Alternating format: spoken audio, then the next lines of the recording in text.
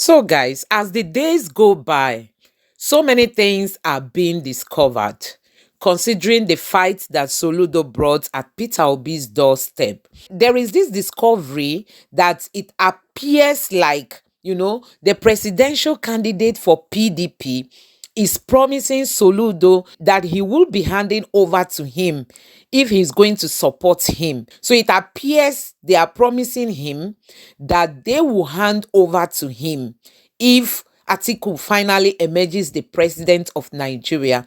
I feel that is why Soludo thinks, okay, the best thing for me is just to, discredit Peter Obi so that if he doesn't win this election, by the next maybe 8 years, when they will start talking about the next president, maybe coming from the Igbo extraction, he himself, Soludo, may want to present himself. That is the game I'm thinking he wants to play. I decided to show you guys this video so that you listen to this interview and you pick one or two things, and relate it to what I've just said. And then you try to conclude what might be the brain behind the politics that Soludo is playing at the moment.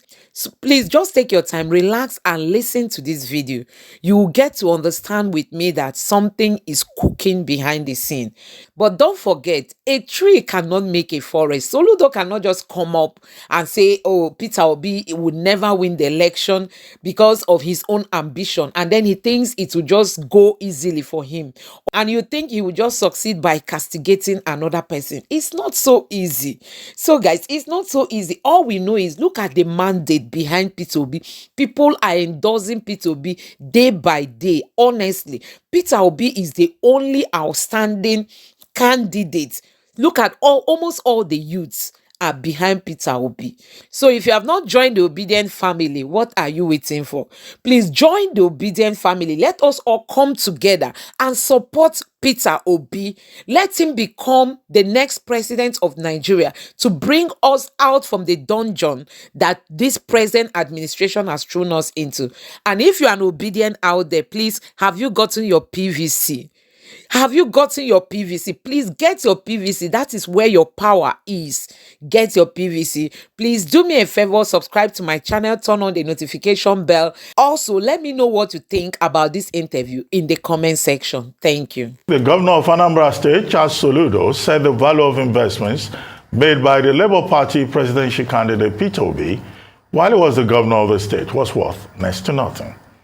After criticism by different individuals on this recent statement, the governor has stood by his words and further predicted that Mr. Obi will not win the 2023 presidential election, citing lack of political structure and poor voting strength of the Southeast, where the Labour Party candidate hails from.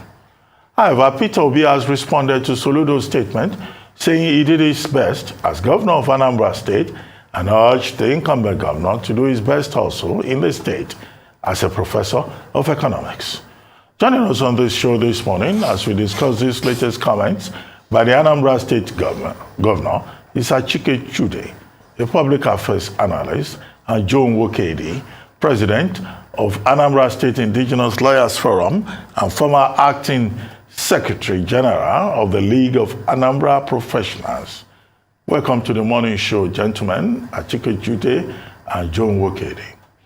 Thank you so much. Well, John Wokedi, you are with us here in the studio. Let's start with you. I don't need to repeat the details. We all know the details, okay? Governor Soludo saying investments made by former Governor Peter Obi are worth next to nothing. And Soludo being attacked, Soludo writing an essay, History Beckons, and more or less standing by his statement that, look, Peter Obi cannot win, not even in the Southeast, and that he himself knows that he cannot win, and that there are other people who know that he cannot win. And he went ahead to advise Igbo to negotiate with the two major candidates who are likely to win. And then there's been all kinds of backlash, with Peter Obi himself saying, well, he governed as a trader. He tried his best. This man is his brother, an intelligent man, a professor. Let him do his own. Let us see it. What's your take on all of this?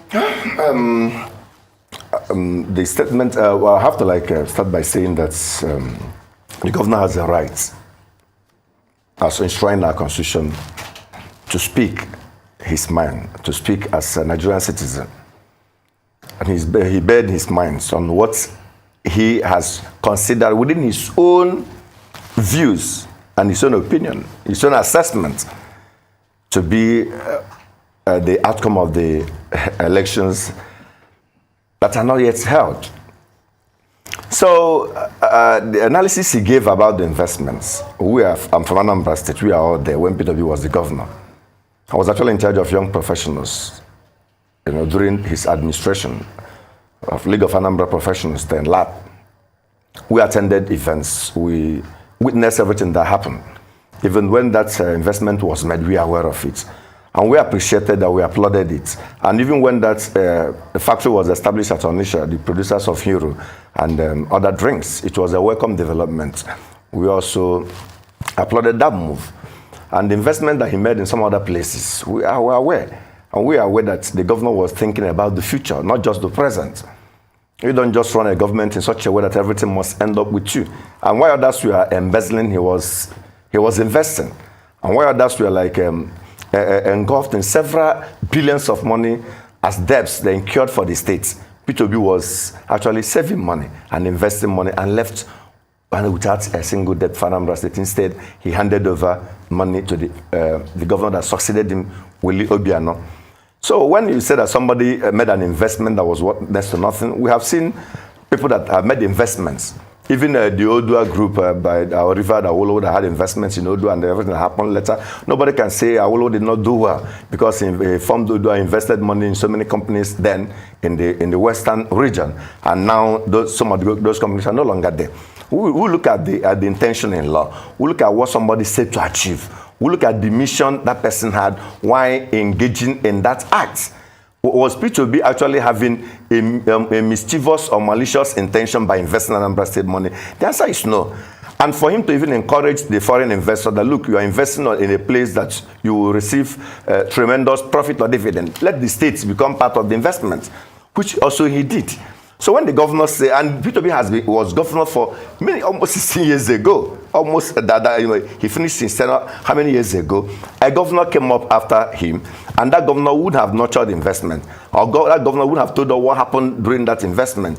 And even when the issue came up, as whether there was money saved or money invested, I can remember vividly the League of Anambra Professionals under Chief Willie Obiano, a renowned chartered accountant that was the president then, had a meeting where we summoned both the former governor, Willie Obiano, and Peter Obi to come and tell Andy Anambra what really transpired, whether there was money saved or money not saved, or investment or no investment. Peter Obi came with all the documents. Peter Obi honored that invitation. The former governor, Willie Obiano, couldn't come. And that was how we now cautioned them that, look, we don't want this dance of dirty dance in the market square. Governor, if you have anything to indict the former governor, come and show us. I could remember that Peter Obi also went to so many media houses saying the same thing and then displaying documents to show that indeed there was money. So when the new governor, Soludo, took over the mantle of leadership, we expected him to move on. We had high hopes. A lot of us supported him because we believed that he would have taken the state to further heights, politically, democratically, in terms of performance, in terms of further indices of growth from where, especially where Peter Obi stopped. Because during the time of Obiano, even though he tried his best, but most of Anambra people were not so comfortable with his style of leadership. They were still yearning for that era of Peter Obi that was an integrated development from infrastructure to roads, to hospitals, to schools, and to almost all the facets of the economy of the states. We thought that Soludo is going to reenact that Peter Obi's style and then continue from that place to project Anambra to greater heights. But when he began to say all these things, knowing fully that we are in a political era and Peter Obi is running for an election, a presidential election, where his home base supposed to provide a support for him, especially when he has done well. We are not supporting him because he's from Anambra State. Someone like me, look, I'm not supporting because he's from my state. I'm supporting because I'm convinced that he performed. Because I knew what transpired on time of Mbadnuju. I knew what transpired during time of Nge. I know how he was struggling to cover the mess from former governor of Mbadnuju, salaries he owed and everything he has done there until Peter Obi came in. Nge tried his best. But we knew areas that Nge covered. And when Peter Obi came in, he covered so many areas and began to position Anambra and laid a very formidable foundation for what India was doing then. And then from there, we began to witness good governance. We began to witness, he gave us peace of mind, both in security, both in all, so what they call our chat boys, that harass people up and down. Peter Obi said, I'm not going to use any of this. I'm going to use police. I'm going to use official and constitutionally provided security, and not to begin to use touts. He ran a government that made Anambra people to feel at home. So what the new governor Soludo would have done is to improve on that, and not to begin to lambast the investment that was made. Somebody made an investment. You are saying it's worth next to nothing. How much is the worth of the investment? How much is the current share value of the investment? Does that investment translate into creation of jobs in the state? That company that invested in that submiller that produces hero, are they still in business? Did they create jobs for the Anambra, for Nigerians? Did they reduce poverty and other things? These are the burning issues that a reasonable person should interrogate, and not to tell us it was nothing. There was an investment, and that investment crystallized into an industry, crystallized into creation of jobs, crystallized into reducing poverty in the state, and crystallized into so many positive attributes. So these are the areas you have to tell us more. Then on the issue of not winning an election, it doesn't reside on anybody to determine whether somebody will win an election or not. And I believe, I'm so sorry to say, it's my governor. I know him, I know people around him. You are not the one that will determine whether somebody will win an election or not. Election has not been conducted. You don't know the mind of everybody. You don't read people's minds. You might use your old system or yardstick or criteria to measure the outcome of election based on what has been there. But the world is changing. We have seen several countries that people upturn what the status quo and introduce new era into elections in the world. Recently in Kenya, we saw that. In so many African countries, we have seen that. In so many European countries, we have seen that. And we are in the era of social media. When our governor was writing on social media, it was a shock to me. You can't keep on quoting Zig and Michael Abara, people that existed almost 60, 70 years ago. The yardsticks that we are present there, the parameters that we are present there, things that we are present there, we are no longer present now. Even the orientation, even the worldview, people are changing. In that time, it might be like politics of tribe versus tribe, region versus region, but are they still doing that now? People are coming out to decide what they want, irrespective of tribe or religion. People are getting access to information. People are getting access to news. People are getting access to what informs their decision of who to vote for in an election. It's no longer a time that one Oba, one Igwe, one Alhaji, or one Emir, or one traditional ruler will tell you must go here before you go there. It's no longer until we hit a gong and tell this is where we are, until Wednesday comes to talk and speak Zig's language, or Awolowo speaks Awolowo's language, Ahmad Bello speaks Ahmad Bello's language, before somebody from those regions will vote. This is a new era. You can begin to tell us until when you align. What alliance do you want? Why must we align? People are looking for the best candidate, a credible candidate that will meet the needs of the moment. And you're telling them about alliance. Okay, I would like to ask you this. Is there a comparison between these two people? Because I've read this over and over. God knows how many times I've read this article now, or this op-ed by the governor, Charles Soludo.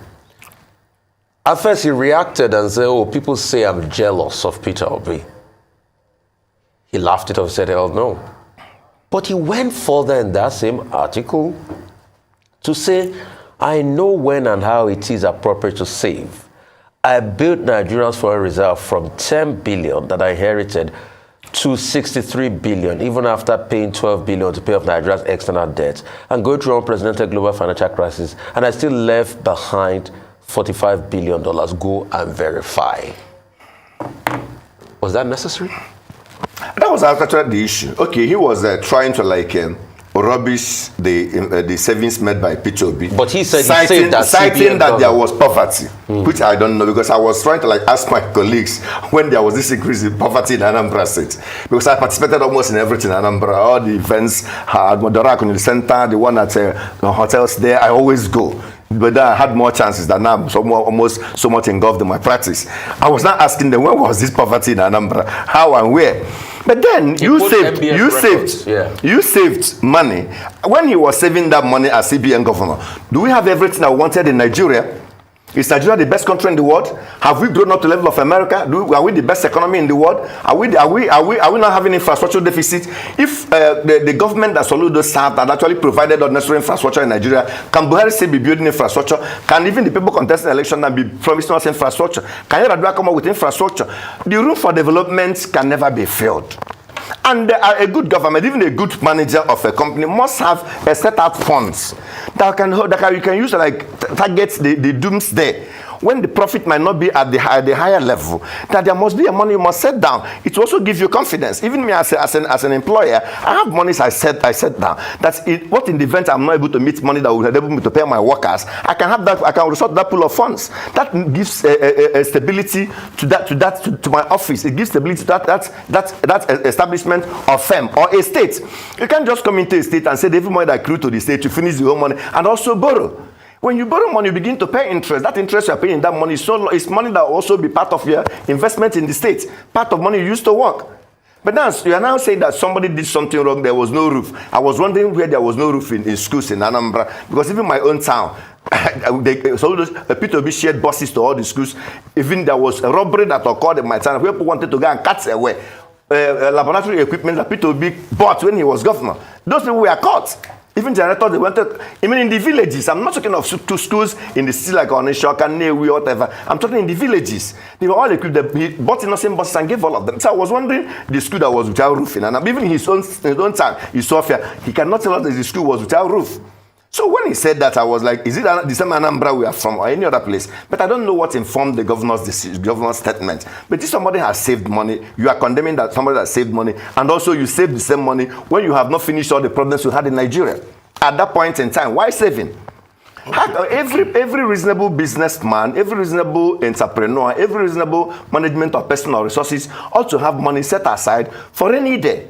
So I don't see anything wrong in governor saving money. And he, not only that the governor saved money, he still performed. In the education sector, we know where Anambra was when he was the governor. We know the level of male dropouts in the states. And all those things are no more. We know the level of roads. Yes, he constructed some of the roads. He did well. Peter Obi also constructed many.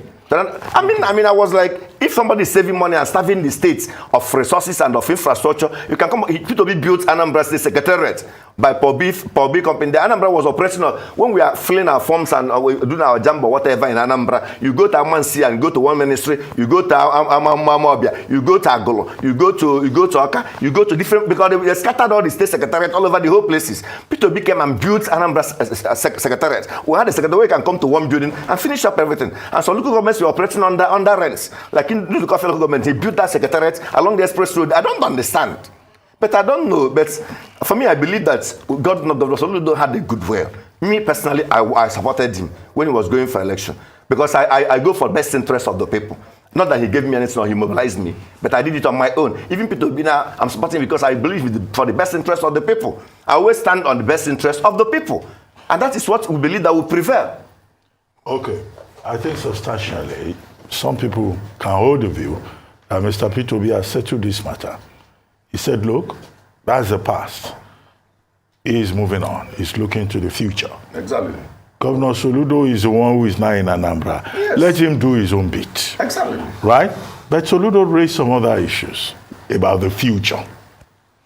And what are some of those issues? He said, for example, that Peter Obi's campaign is dominated by those he refers to as the social media mob, who think they can bully people and play politics as if it is an exercise in tyranny. Yes, and that is not going to take Peter Obi anywhere, as the Labour Party must have seen in Osun and Ekiti elections. The second thing, he said Peter Obi does not have structures. That you can't win election in this country if you don't have structures. He even went for that to say that he's not likely to even get 25% in the Southeast. That his best performance will probably be 25% in 4 states. Finally, he said Indigo should talk to the 2 major candidates. He didn't name them because he thinks that for Indigo in the next 4-8 years, to achieve his interests, must try to engage those 2 major candidates who are likely to win. I don't know, who he has in mind. I'm not going to help him identify those 2 candidates. But that's what he said. But clearly, he doesn't think that Peter Obi is one of those 2 major candidates. What do you think? For me, Soludo is still engrossed in tribal politics. That's actually where he's getting it wrong. He has not evolved and I'm so sorry to say this, my governor, I respect him a lot. He's an intellectual, so I have to engage him intellectually too. He has not evolved. He's still evolving. But if he has evolved, he would have known that, look, that structure he's always referring to, it's no longer there. Peter Obi is not contesting the election as Ohaneze Ndigbo candidates. The bulk of the support coming to Peter Obi, they're not largely from Ndigbo.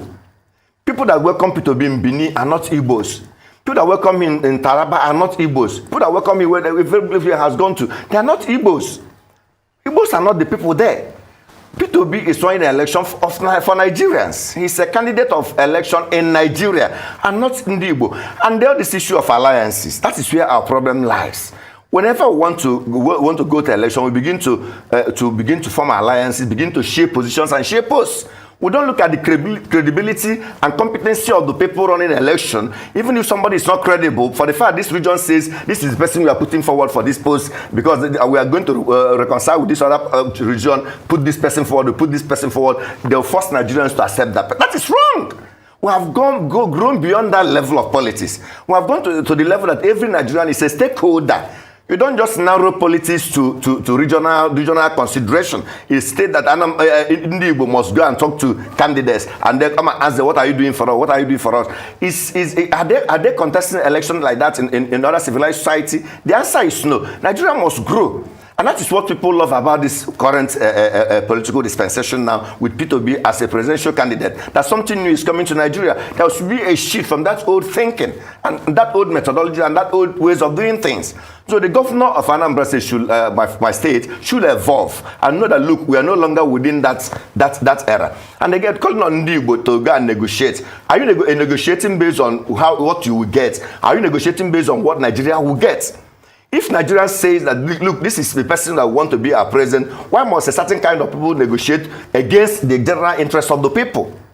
Why must that happen? Okay, the candidates you are negotiating with, have you asked Nigerians whether those two candidates are their choices, whether they are people they want to see as their president come 2023? Or must you negotiate everybody into that box? That is actually wrong. So when I read all his articles, I said, look, my governor, with due respect, he's a very intelligent man, he's a very civilized man, but he should evolve. Everything he was saying and talking about in that article was something that was antiquated and anachronistic.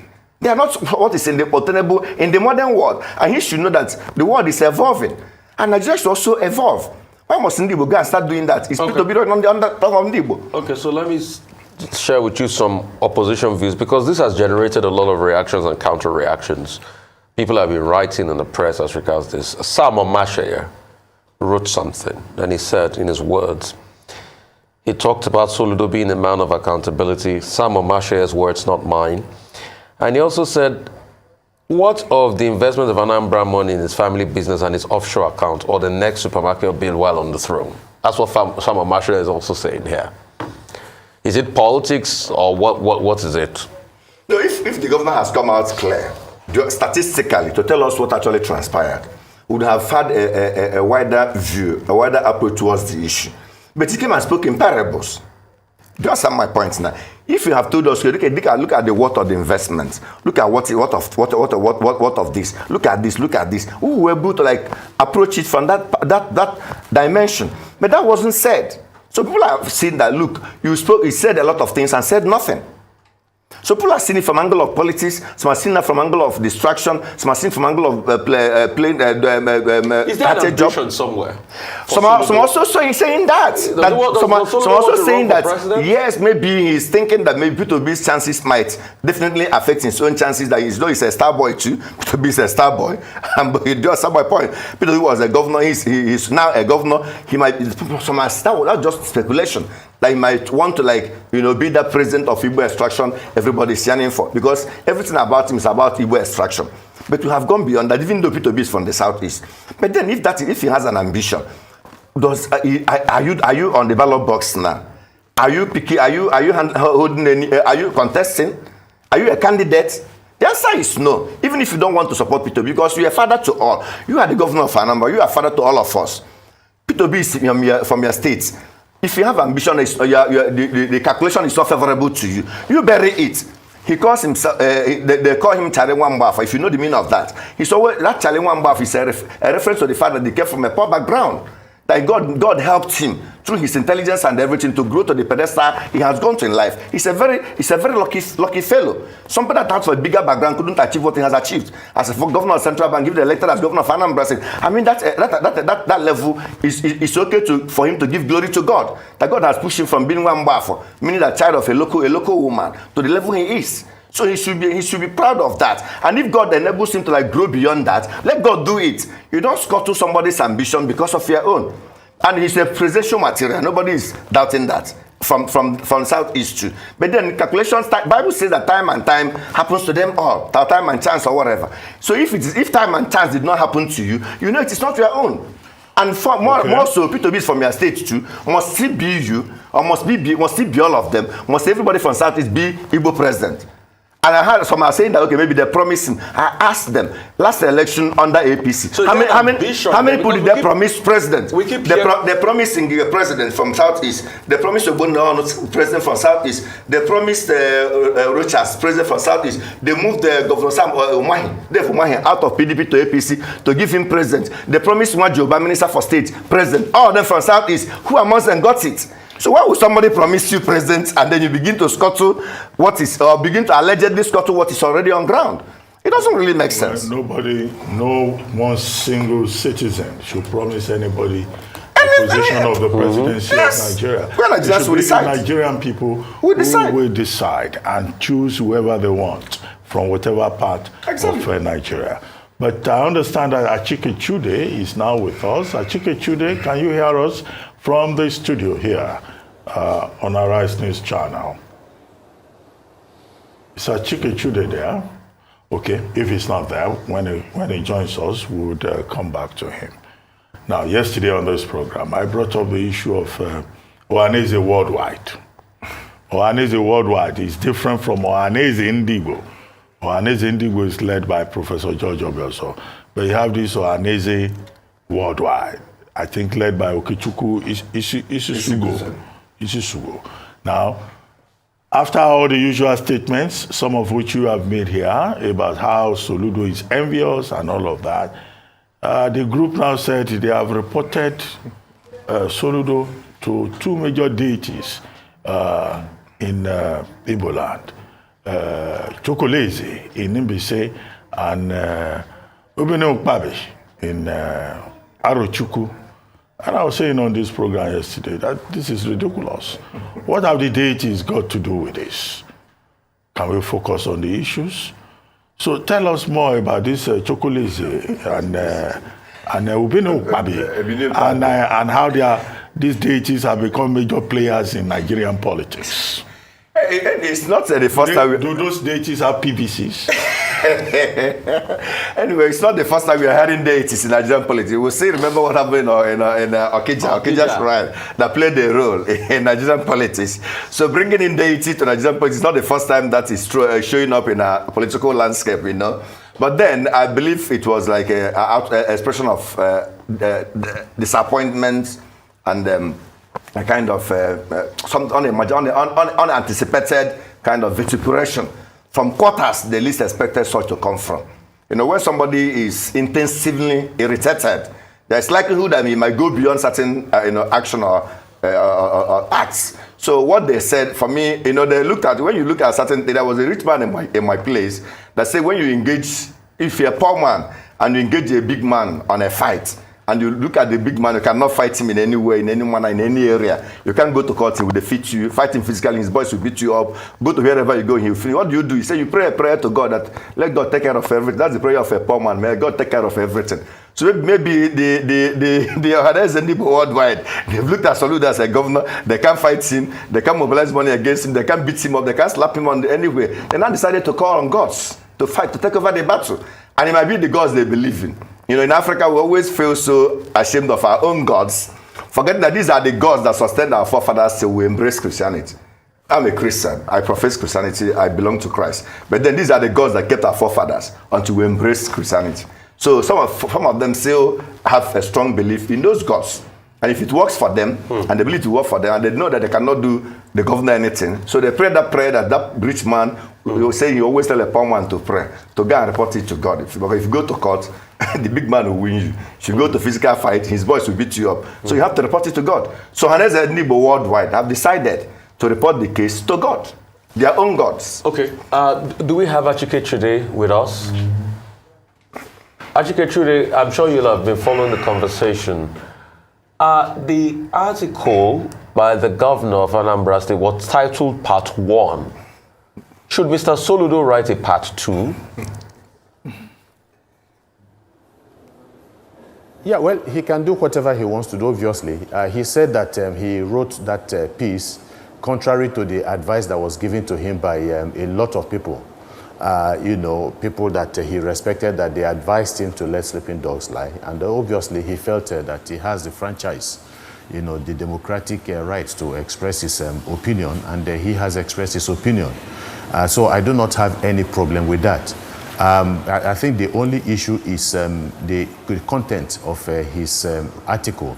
How true are those? But there's something also immatured about and unsettling about a person who enters into a private discussion with somebody he says is a friend and a brother, and then in the course of time, for whatever reason, he comes out in the public to air his opinions. And it's unbecoming, I think, and it is not matured, and it just gives the impression of somebody that cannot be trusted. It's not as if that there were serious imperatives that made that absolutely unnecessary. And I think the good thing really is that the man he wrote the whole article on had nothing, did not denigrate him in any way, did not embarrass him publicly in any way, did not speak ill of him. So he on his own decided, for whatever reason, a lot of people are saying that the reasons, whatever they are not in any way altruistic, decided to say a lot of things. And some of the things he said are contestable, really, if you ask me. And then after having come out to say all of the things that he said, he now says, well, there are other things that he didn't want to say for the purpose of, is it expediency or whatever. But I would expect that he should go all the way. Yeah, he has already started the process. Let him reveal it. There are so many things people have said about Peter Obi, positive things, good things about him. And he each time says, go and verify. He says he was not part of the pension scheme, the scandal that we're seeing across the entire many states in the country, where governments were giving themselves stupendous pensions and building houses, the state of using the state's resources to build houses for themselves. He says he did not inherit or take any property from Anambra State, whether land or building or whatever. So let us, Soludo also come up with all of those things, and then let's just see how true they are. So let him prove that Peter Obi is false. If he cannot prove that Peter Obi is false, then obviously he is the one that is false. He is the one that is pushing propaganda and misinformation and disinformation. But John Wokedi, I would like you to just assess the political landscape so far. What people say is that we seem to have four major frontrunners. The APC candidate, the PDP candidate, the NNPP candidate, and also the Labour Party candidate, not necessarily in order of importance. What do you see so far in terms of the process? Where do you think that the pendulum is swinging? Contrary to what our governor has actually said, for me, because we interact with people, by virtue of my work, we relate with the high and mighty. And I also had the opportunity of belonging to one or two places. You don't relate with ordinary people like us? I say high and mighty, and even the low class. I say the low and the mighty, the low, the high for lawyer, the society. I talk to them. I have that flair for like when I buy sweets or whatever, I can just trek down the streets, these guys, and go and engage even people that polish shoes, all these things. Other people, a lot of people, I talk to people. For me, like you rightly stated, these people are in the contest. They are making their impasse. They have their advantages. They have their own deficits too. They have their own areas or certain places they believe they have their strongholds. And they have things going for them, and they have things going against them. But then bring them vis-a-vis the thoughts of the Nigerian people. It might be as if I'm trying to sound a kind of favorable to myself, but I have to be very, very honest. The pulse of the Nigerian people, especially the educated. I was with my friend yesterday. He's a sheikh, he's an Umar. Yeah, his name is Bakoma.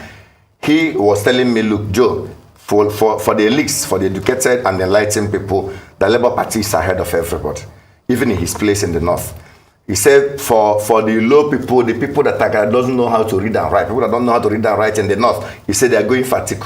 Just have a point. He said for women, that APC is trying to woo women. APC is trying to woo women. They are working more on women with this whatever. He said, but on the general note, he said that if Labour Party will sustain the tempo of the election and able to talk to the grassroots, that is a clear win for them. That was when the governor said that. I looked at the parameter that he used to like where these options. In PDP, for instance, their article is said to like get PDP together. The 5 governors or the 5 aggrieved governors of PDP, they are yet to like decide their working fatigue. Even recently, we can say that he's not there. You imagine PDP without those governors and the future, what it holds for them in this coming election. Then you go to Kwankwan, so he's a good guy, he's a mobilizer, but that within the axis of Katsina and Kano and Kaduna. Then we take Kwankwan down to other parts of Nigeria. How has he fared? Then take for APC, yes, they may have everything, as almost 23 governors and the members of the House and all other things going for them. But Nigerian masses are dissatisfied with what is obtainable at the moment, with high cost of living, with failure in everywhere, collapse in almost all the sectors. Even look at the ASU that even resumed, you are finding it difficult to even pay them. So for me, I would say that Nigerians will finally decide. But from every indication, Peter Obi is leading. Now, let me quickly break a chili as we wrap up. Still part of the article Mr. Soludo wrote, he said his words, Mr. Soludo's words, Governor Soludo, Professor Soludo's words, not mine. He said the current fleeting frenzy, if not checked, will cost Ndigbo dearly for years. The Southeast has the lowest number of votes of any region. What's your take on what he wrote? The current fleeting frenzy. Yeah, well, I think what Soludo showed was an abysmal misunderstanding or lack of understanding of the dynamics of Nigeria's, the politics of this country. For instance, when he extols the political ability of certain people from certain regions in the country, he forgets about the end result, the end product of the involvement of these people in the politics of Nigeria. You look at their regions, it's in total chaos, absolute anarchy. Lowest unemployment rate, highest out of school children, and so many other negative indices. Insecurity, absolute insecurity in those parts of the world, even if you're talking about the Southwest, and that is not to exonerate any part of this country, whether South, East, South, and the rest. So what has been the response really of a political leadership to the myriads of socioeconomic issues that we have had in this country? And besides, we are talking about the presidency of Nigeria. We are talking about the presidency of Nigeria. We are not talking about. Hello. Go ahead. Hello. Go ahead. I can hear you. We can hear you. Go ahead. Trust me. Yeah. Oh, okay. That's about all we can take. I know you wanted to say more, but thank you. Refer our supporters as mobs, because our professors and even myself as a lawyer. They can be a mob. I'm happy you put that. Thank you so much for your time. Really appreciate you.